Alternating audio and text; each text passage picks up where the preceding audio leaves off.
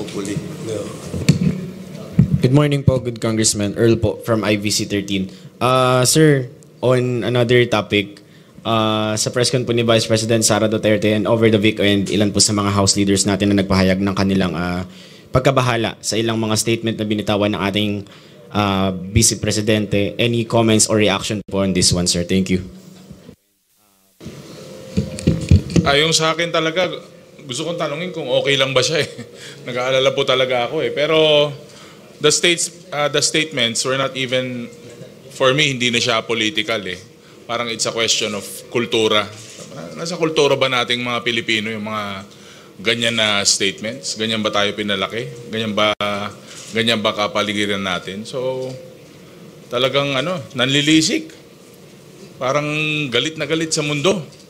So, yun lang.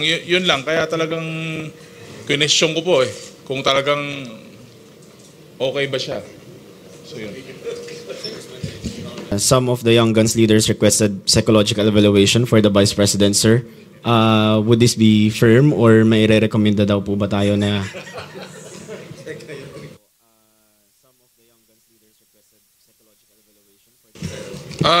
Suggestion lang naman yun. Hindi naman...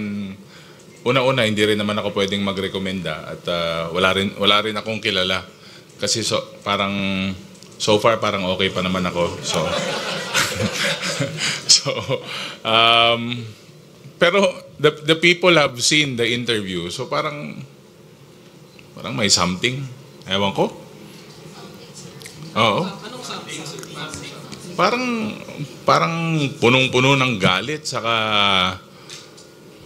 parang parang yung mga lumabas sa ating mga pahayagan para talagang parang hindi ko alam kung may meltdown o may problema na nangyayari right before our eyes during the press con. Sir? Yung kasi yung yun ang lalabas sa news juicy eh. So dito naman sa Quadcom from the start we've been evidence-based. Kung ano po ang mga lumalabas sa aming legislative inquiry, very clear po yun na yun po ang lumalabas at napapalabas po sa social media. But again, baka it's another diversionary tactic. Sir, sabi doon sa sinabi na huhukayin nyo, yung paghukay. Hindi, magaling talaga siya sa ganun. Yung kasi siya yung official interpreter dati, nung dating Pangulo. So malamang ginagawa na rin niya dito ngayon. Pwede bang? Yes. Sorry, sir.